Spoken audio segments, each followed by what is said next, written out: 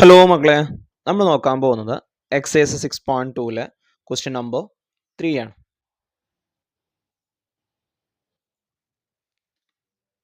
Okay.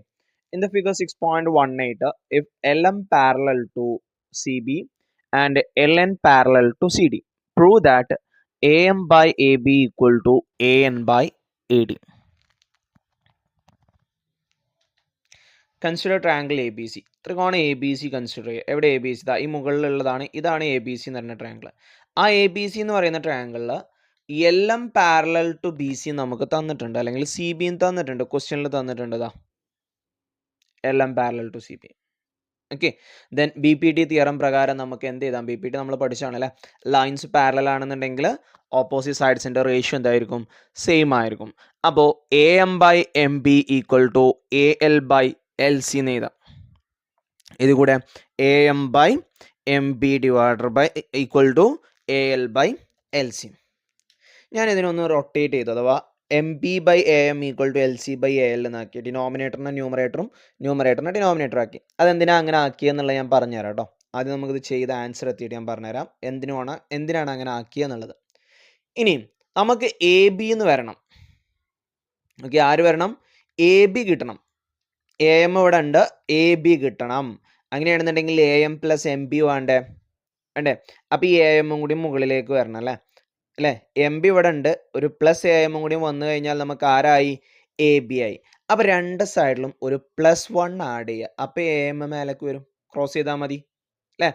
M B plus A M into 1 A M divided by A M. Okay, L C by L എന്നുള്ളത് എന്താവും? L C plus A L into 1 A L by L. എന്താ M B plus A M? A B. Okay, എന്താ L C plus A L? A C. അപ്പോൾ A M by അല്ലെങ്കിൽ A B by A M എന്ന് കിട്ടി. നമുക്ക് വേണ്ടത് A M by A B ആണ്. ഇതിനെ നേരെ തിരിച്ചിട്ടാൽ മതി. ഓക്കെ, ഇനി എന്തിനാണ് ഞാൻ തിരിച്ചിട്ടതെന്ന് ചോദിച്ചു കഴിഞ്ഞാൽ, ഇവിടെ നോക്കി നമുക്ക് A M by A B എന്ന് വരണം. എന്ത് വരണം? A M by A B വരണം.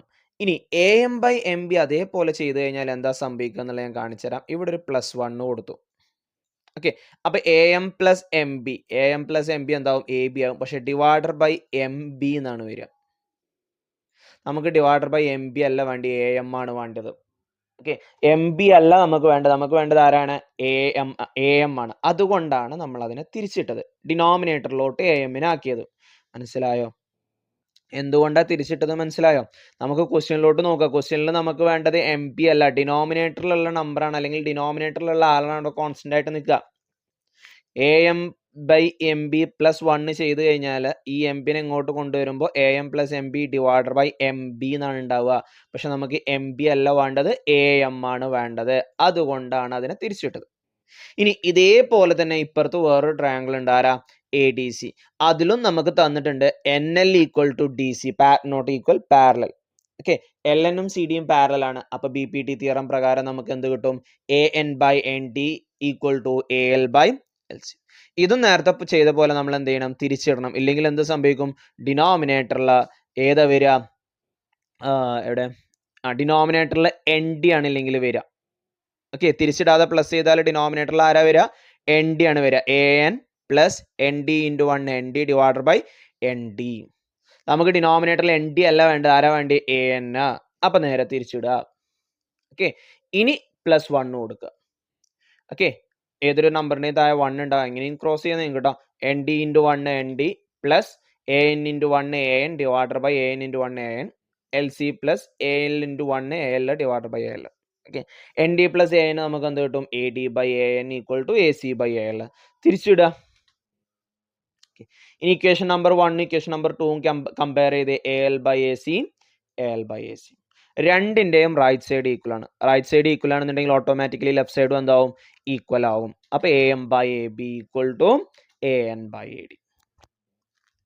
ഓക്കെ, അപ്പോൾ ബി പി ടി തിയറി എടുത്തിട്ട് തിരിച്ചിടാൻ മറക്കരുത് കേട്ടോ. നമ്മളെ ക്വസ്റ്റ്യനിലോട്ട് നോക്കിയാൽ മതി. ക്വസ്റ്റ്യനിൽ നമുക്ക് വേണ്ടത് എം ബി അല്ല, എ എം ആണ്. ഡിനോമിനേറ്ററിലുള്ള നമ്പറാണ് അവിടെ കോൺസ്റ്റന്റ് ആവുക. കാരണം ക്രോസ് മൾട്ടിപ്ലൈ ചെയ്യുമ്പോൾ ഡിനോമിനേറ്ററിൽ മാറ്റം വരില്ല, ന്യൂമറേറ്ററിൽ മാറ്റം വരും. അപ്പോൾ അതിനനുസരിച്ച് നമ്മൾ എന്ത് ചെയ്യണം? തിരിച്ചിടണം. ഓക്കെ. ഇല്ലെങ്കിൽ നേരെ തിരിച്ചിങ്ങോട്ട് എടുത്താലും മതി. നമ്മൾ BPT പഠിച്ചത് മുകളിൽ നിന്ന് താഴോട്ടാണല്ലോ നമ്മളെപ്പോഴും പറയാറ്. അതുകൊണ്ടാണ് അങ്ങനെ എടുത്തിട്ട് തിരിച്ചെടുത്തത്. ഇല്ലാന്നുണ്ടെങ്കിൽ നിങ്ങൾ ഇങ്ങനെ എടുത്താൽ മതി. MB/MA ഈക്വൽ ടു എന്ന് പറഞ്ഞെടുത്താൽ മതി. അല്ലെങ്കിൽ AM എന്ന് പറഞ്ഞെടുത്താൽ മതി. ഓക്കെ. അല്ലെങ്കിൽ ഇവിടുന്ന് ഇങ്ങോട്ട് എടുത്താൽ മതി. റെസിപ്രോക്കൽ ആയിട്ട് എടുക്കുക. BM/MA. ഓക്കെ. എന്തായാലും ശ്രദ്ധിക്കുക, ഡിനോമിനേറ്ററിൽ ആര് വരണം? AM വരണം. എങ്കിലേ നമുക്ക് ഇത് കിട്ടുള്ളൂ. അല്ലെങ്കിൽ ഡിനോമിനേറ്ററിൽ MB വന്നാൽ എന്താ സംഭവിക്കുക? ഇക്വേഷനിൽ MB ആണ് വരിക, AM അല്ല വരിക. ഓക്കെ.